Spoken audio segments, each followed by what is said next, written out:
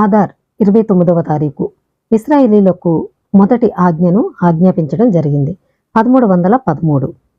ఆధార్ 29వ తేదీన సూర్యాస్తమయానికి కొద్దిసేపటి ముందు ఎలోహిం మోషేకు నెల వంకను పవిత్రం చేయడం మరియు చంద్ర క్యాలెండర్ను స్థాపించడం గురించి ఆజ్ఞాపించాడు. ఇది ఇశ్రాయేలీలకు ఒక జాతిగా ఇవ్వబడిన మొదటి ఆజ్ఞ. నెలల వారి పునర్జన్మ సమయంలో చంద్రుని రూపాన్ని మోషే ఊహించుకోవడం కష్టంగా అనిపించింది. సూర్యుడు అస్తమించిన తర్వాత ఎలోహిం మోషేకు క్రొత్త నీసాన్ నెలలో నెలవంకను చూపించాడు.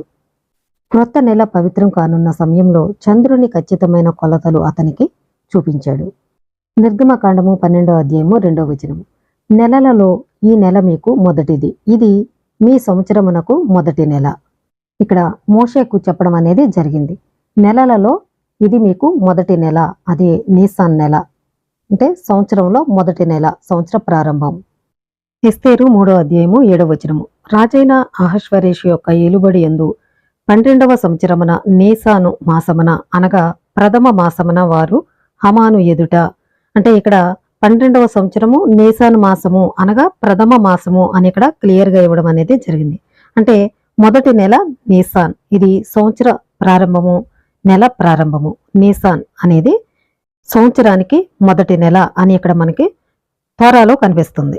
కానీ ఈరోజు క్రైస్తవులందరూ చేసేది సంవత్సరం ఎప్పుడు చేస్తున్నారు అంటే జనవరి నెలలో చేస్తున్నారు. అంటే మనం తోరాకి విరుద్ధంగా చేస్తున్నాము. కానీ బైబిల్లో ఉన్నది ఎప్పుడు సంవత్సర ప్రారంభం అంటే నీసాన్ నెల. ఇది మనకి మన నెలల ప్రకారం ఎప్పుడు వస్తుంది అంటే నీసాన్ నెల మార్చి ఏప్రిల్ మధ్యలో వస్తుంది. కానీ ఈరోజు ఎవరు కూడా ఈ విషయాల్ని పట్టించుకోవట్లేదు. ఎందుకంటే మానవులు కల్పించిన పద్ధతుల ప్రకారం వెళ్తున్నారు, కానీ ఎవరు కూడా బైబిల్ని పట్టించుకోవట్లేదు. తోరాలో ఉన్న విషయాలు వేరు, ఈరోజు క్రైస్తవుల్లో కనిపించే ఆచారాలు వేరు. కాబట్టి మొదటి నెల మార్చి ఏప్రిల్ నెలలో వస్తుంది. ఇదే సంవత్సర ప్రారంభం నీసాన్ నెల. కాబట్టి ఇవన్నీ కూడా చాలా జాగ్రత్తగా మనం పరిశీలించి తెలుసుకోవాలి. అందరికీ షలోమ్.